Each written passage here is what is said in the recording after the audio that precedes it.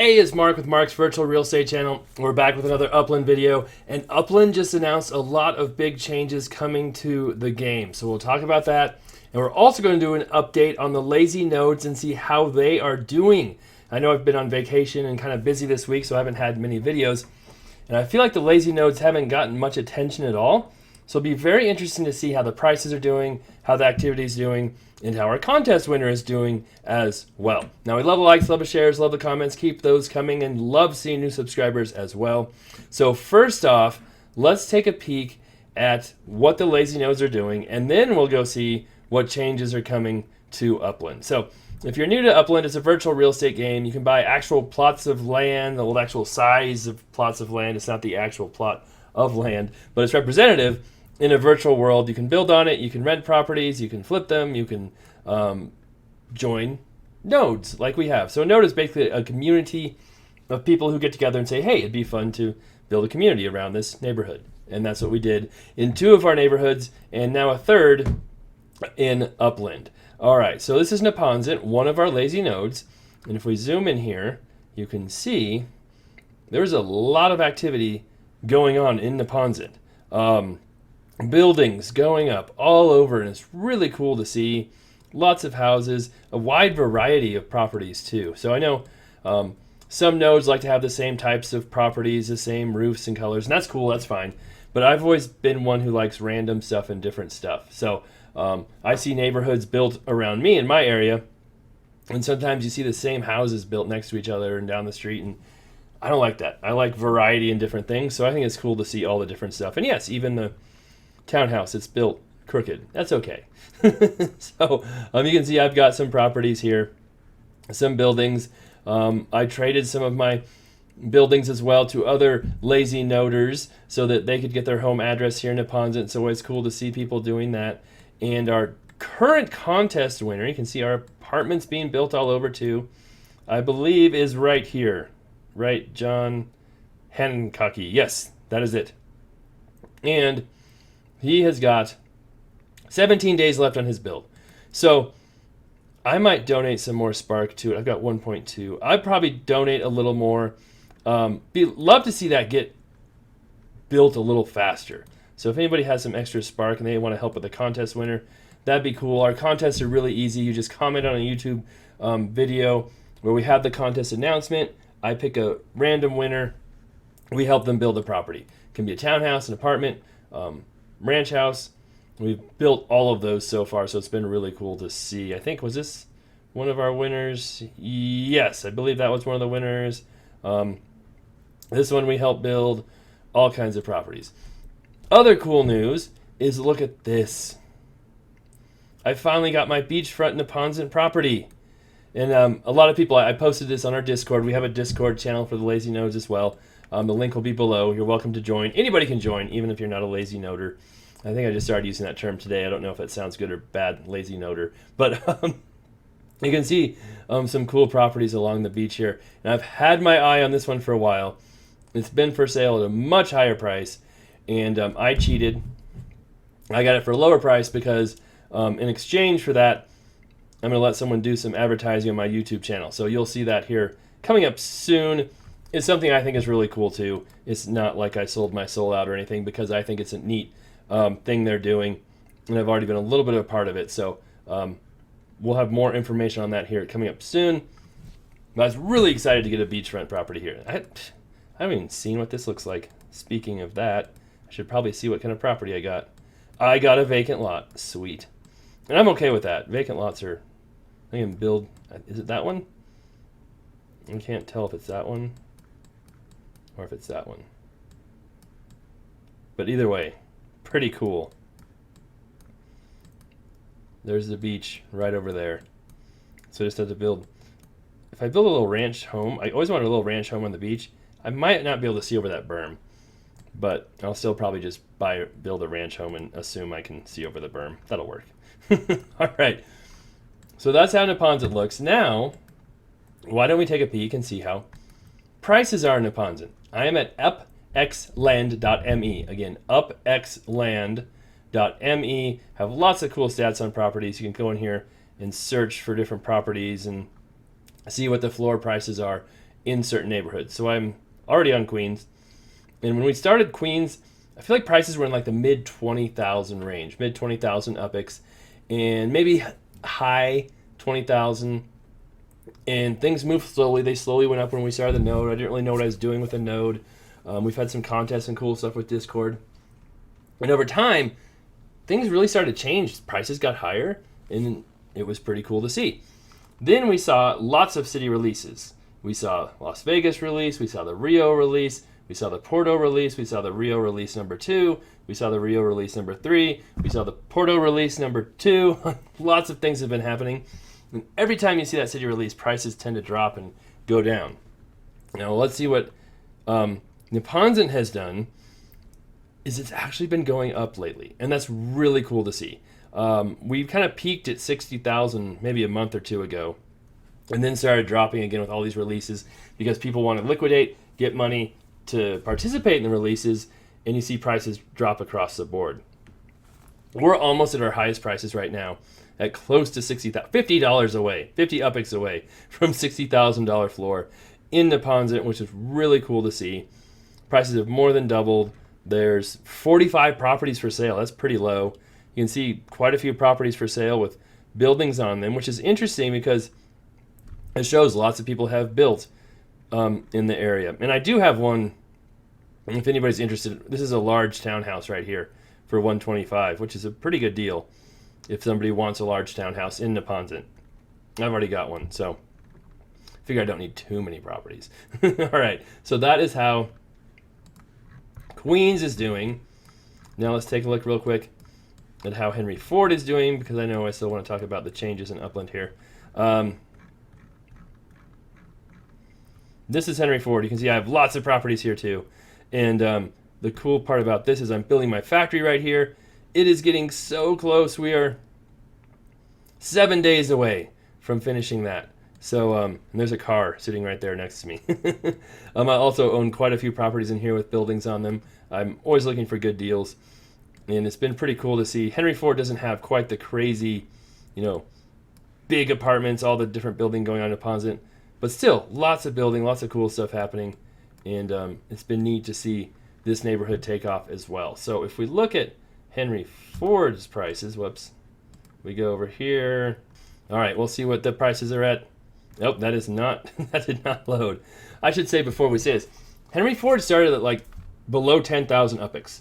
I bought properties for 8, and it slowly rose too. And then again, same thing happened where we got to a real high peak, and then stuff dropped down.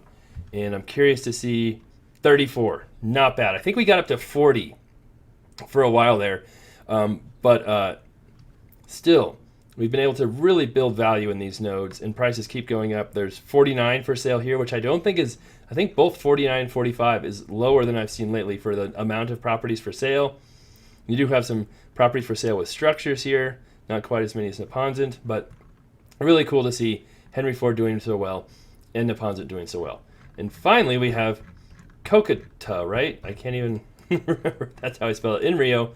I held off on a while for doing any nodes in Rio, but this was kind of a joint effort because another Uplander, Crappy, with the K, had bought a lot of properties in here, had asked me if I was doing a node in here. I had talked about before maybe doing one in the future, but I just liked the area and I was buying properties here.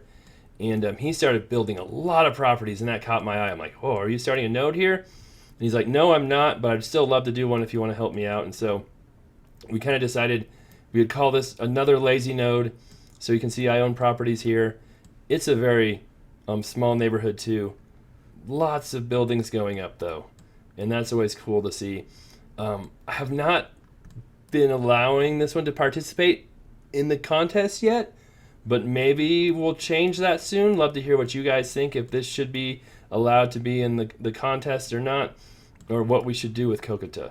But it's been a lot of fun, and let's make sure I'm even saying that right. I can't pronounce anything. But if we go to Rio, Cocota, I don't know. I don't know what that little squiggly does to the pronunciations. But when I was buying properties in there, they're in the teens, low teens to mid-teens. And then they started going up even before we talked about the node. And now we're at 24, 29. I think they got up to 30 some for a while there.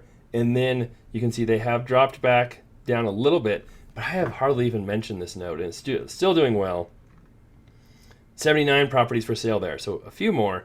But this, again, I think it'll be a cool area. And all the nodes I've kind of picked for certain characteristics. They're small. They don't have many properties, which is good. They have a cool feature like water or beachfront. Neponset has beachfront. This has beachfront. Henry Ford just has a really cool name. Henry Ford Hospital right in the middle of Detroit. So I thought that was cool. And then they all had kind of somewhat affordable prices to begin with. And so Kokita still has fairly low prices, I think, for it being on the water, for it having a lot of cool features and different things going on. So we'll see how it goes, what happens there. But that's been a fun node as well, too. All right, so those are the state of the nodes. And then let's take a look at some of Upland's changes. A lot of these I don't really know a whole lot about, but I'll try and help out. So they decided to balance rewards, KYC updates, minting, cooldowns, property sniping. And they've made changes over the months since I've joined, and it's almost been a year now, not quite, since I've been playing. And so a lot of this has to do with treasure hunting. And also this KYC, which is basically how they figure out you're a real person, or they make sure you have a real identity. And you can set your Upland home address, use Tilia, all kinds of different things. So it's had a benefit to have that KYC up to this point already. And now they're implementing it for more things as well. And boy, if I was really knowledgeable, I'd know what KYC stands for. Know your citizenship. I don't know. But this will let you do more or they're going to require this before you can do some of these stuff. So most activities offering Spark rewards will have a KYC. These activities will have identity verification, competitive treasure hunts, competitive Spark treasures, Spark login bonus, Spark rewards for ongoing events and activities like Thrifty Trader, Ultimate Fan Challenge, etc. So if you want to participate in these, you have to have this KYC done. So I had mine done. It was fairly simple and easy. I don't even remember what I did. But here it just says how to do it. Go to the quick menu in the app, open settings, click on verify your identity, and follow the steps. So it's just smart to do that. I think they're just trying to do this to slow down on bots, to slow down people with tons of multiple accounts, that type of thing. So hopefully maybe that helps that. Again, if you want to get a Block Explorer, like I submitted my Block Explorer after I reached, Director. So I'm still waiting for that. You'll have to have that there too. Now, they're doing some changing to treasure hunt balancing as well. We'll have a cooldown for the competitive treasure hunt. So this, I guess, stops people from just doing it over and over again. Dynamic treasure hunts. I don't even do treasure hunts, so I don't know why I'm... Basically, on Discord, a lot of people in my Discord were upset with how the treasure hunting's changing. I don't do treasure hunts, so come on our Discord and talk to them if you really want to know what's going on. I know one of the ones that was bothering people was the standard treasure hunt. Usually you can standard or do one for free every day, and then the next one is a nominal fee, and you can do as many as you want. Now they're upping that fee for each one you do that day. A lot of people are upset with that one. So, and then this one is the interesting one for me. Property minting cooldowns. Basically, you can only mint a property every 10 seconds. So you've seen a lot of my videos. You've seen us do minting properties with new cities. I will try to mint properties as fast as I can. I think it's faster than 10 seconds. I don't know how much faster than 10 seconds, but I think it's faster sometimes. So this may slow me down when I'm doing some minting on the new releases. However, if there are bots doing minting, if there are people cheating, maybe it actually prevents that cheating and allows the other players to get more properties. We'll have to see. So maybe it's a good thing, maybe it's a bad thing. I don't think 10 seconds is too crazy. It's not like 30 seconds or a minute. That would really be crazy. But, maybe like 7 seconds or 5 seconds would be better. I don't know. But we'll see how that goes.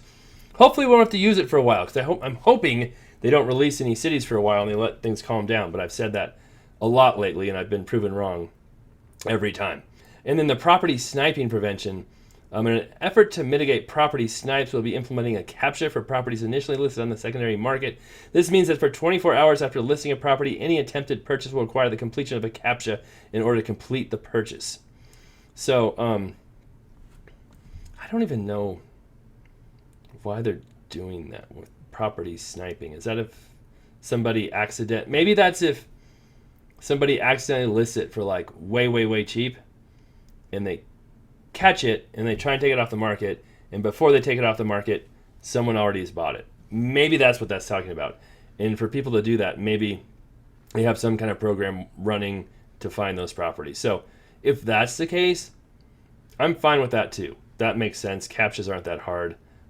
It's secondary markets. I don't like CAPTCHAs when minting. That can get tricky. But for that makes sense. So nothing too crazy here. The treasure hunting thing, like I said, seems to be the biggest changes, and it doesn't impact me at all. So I would really, hopefully you can get your information from other treasure hunters on how that really impacts people and how it changes things, because I'm just the wrong person to talk to about that. So I know, not much help, but I like to be honest as well. All right, there you go. There are the changes in Upland. There's how the lazy nodes are doing. Hope everyone's going to have a great weekend coming up here. Hope you're enjoying the game. Let me know how you're doing. What you think of Porto. The second collection release is coming on Monday. I don't know if anybody's real excited about it, but I guess we'll see what happens. I'll be doing a video, as usual, to see what happens too, and we'll go from there. All right, we'll be back soon.